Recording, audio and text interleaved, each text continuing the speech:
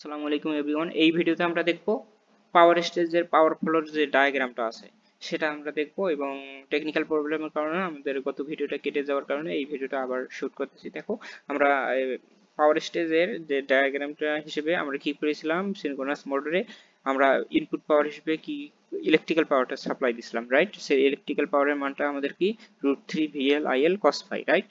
তারপর আমরা কি পেয়েছি, ইনপুট পাওয়ার থেকে যখন আমরা পরবর্তী স্টেজে চলে যাব তখন আমরা মেকানিক্যাল পাওয়ার বা ডেভেলপ পাওয়ার পাবো।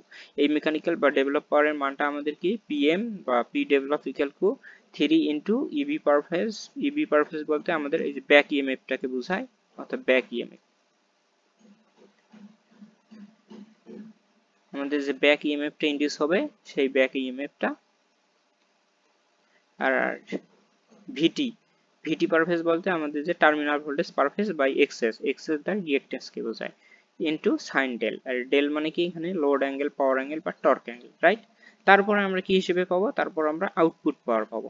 যে আউটপুট পাওয়ার বা পি আউট বা আউটপুট পাওয়ার হিসেবে আমরা কি পাবো, মেকানিক্যাল পাওয়ার পাবো, রাইট?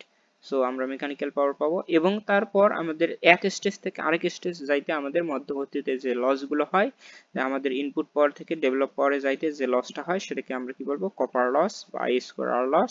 এবং মেকানিক্যাল বা ডেভেলপ পাওয়ার থেকে আমরা যখন আউটপুটে যাব তখন আমাদের যে লস হবে সেই লসটা হলো কোর লস বা আয়রন লস, উইন্ডেজ বা উইন্ডেজ অ্যান্ড ফ্রিকশন লস আর টেস্টের লস।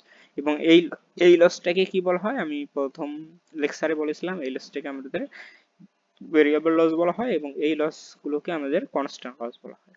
আচ্ছা, এই ছিল আমাদের মূলত পাওয়ার স্টেজের যে ডায়াগ্রামটা, এই ডায়াগ্রামটা। এবং এখান থেকে যখন আমরা এই যে আউটপুট পাওয়ারে আমরা কি ধরনের টর্ক পাবো, হ্যাঁ, এই টর্কগুলো আমাদের একটু মনে রাখতে হবে। যেমন টর্ক, আউটপুট পাওয়ারে আমরা শ্যাফট টর্ক পাবো, টি শ্যাফট, টি শ্যাফট। আউটপুট পাওয়ারে আমরা শ্যাফট টর্ক পাবো। এই শ্যাফট টর্কের মানটা কত হবে, আমাদের মান হবে 9.55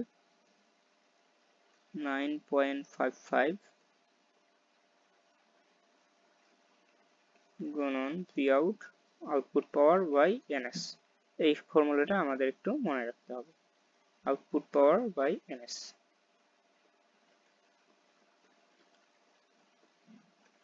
এই টর্কটা আমরা অর্থাৎ আউটপুটে আমরা শ্যাফট টর্কটা পাবো, এই বিষয়টা আমাদের মনে রাখতে হবে। এবং আমাদের এই ইন্ডাকশন সিনক্রোনাস মোটর সম্পর্কে পড়তে হলে আরো কিছু টুকিটাকি ফর্মুলা আছে, যেমন ইন্ডাকশন মোটরে আমরা দেখছি যেমন NS synchronous speed equal to কি 120 f/p।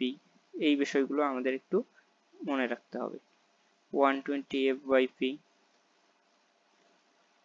এই সূত্রগুলো আমাদের যে আগের যে আমাদের ইন্ডাকশন মোটর এবং অল্টারনেটর বা সিনক্রোনাস জেনারেটর যে সূত্রগুলো দেখেছি, এই সূত্রগুলো একটু মনে রাখবা। এবং ডেল কানেকশনের ক্ষেত্রে কি হয় এবং ওয়াই কানেকশনের ক্ষেত্রে কি হয় সেটা একটু ভালোভাবে দেখবা, হ্যাঁ? তাহলে এই বিষয়গুলো যদি আমরা একটু ভালোভাবে বুঝে থাকি তাহলে আমাদের অর্থাৎ ম্যাথ প্রবলেমগুলো অনেকটা কি হবে, ইজি হয়ে যাবে। সো আমি আবার একটু বলি, ওয়াই কানেকশন এবং ডেল কানেকশনের ক্ষেত্রে, ওয়াই কানেকশন এবং ডেল কানেকশনে আমাদের অর্থাৎ বেসিকটা আমি একটু দেখে দিচ্ছি। ওয়াই কানেকশন এবং ডেল কানেকশন, ওয়াই কানেকশনের ক্ষেত্রে কি হয় আমাদের,